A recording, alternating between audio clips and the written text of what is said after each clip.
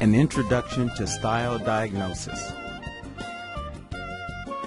I'm Dr. Michael McCrimmon, CEO and Managing Partner of M2 Leadership Institute. In this video, we take an introductory look at the concept of style diagnosis. Style diagnosis is a technique we use to learn who we are at the core of our beings. Why do we respond the way we do? Why do we think the way we do? Why do we feel the way we feel? All these types of questions are better answered when we have a baseline to identify styles and then associate ourselves with a specific style and its attributes. Let's get started. Different people will react to a given situation in different ways, and so your reaction determines your behavioral style. These styles depend largely on how people approach a problem. In addition, the way you interact with people and influence them is also significant. Other important factors include your pace and the extent to which you follow procedures and rules. Let's look at an example. Here we have a baby crying. The picture of a baby crying conjures up thoughts and reactions in each of us. These thoughts and reactions, even when looking at the same crying baby, can be different from person to person. How can that be? Well, because styles are a contributor to our different outlook or reaction to situations. For example, a disc-type D person might look at the situation and say, "Am I going to have to take charge here to get this baby to stop crying?" A Type 2 Enneagram assessment person might say, "What can I do to help the little baby get to a happy place?" A Colby Fact Finder 7 would say, "I'm going to investigate this and look at data from 1,000 different babies to see if I can spot a trend that may help me solution this situation."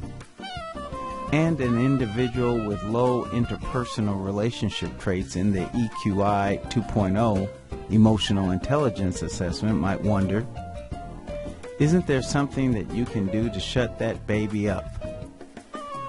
It's the same baby, but four distinctly different responses to the situation. So we see that there are different ways to view a situation based on a person's style or styles. Question: how many styles are there?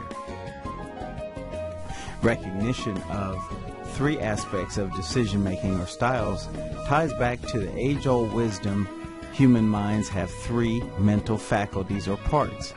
These three parts of the mind are cognitive, affective, and conative.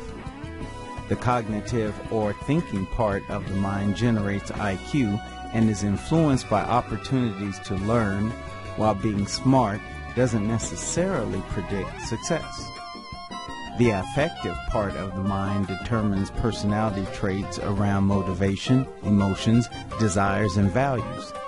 The third part of the mind is the conative or instinctive part. This part of the mind is where we understand how driven a person is.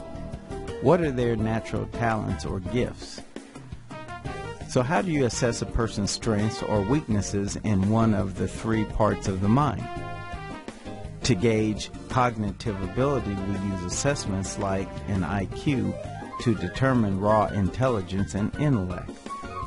In the affective area, we use assessments like DISC, Emotional Incompetency Social Index, and Enneagrams to get a feel for an individual's behavioral style. In the conative arena, we use the Colby indices to understand how an individual approaches getting things done.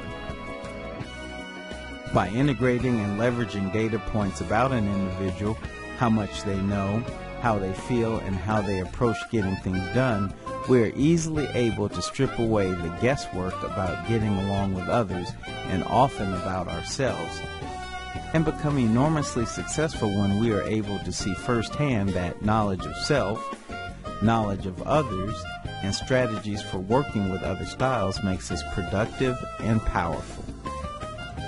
Remember, our goal at the M2 Leadership Institute is to take your best and make it better.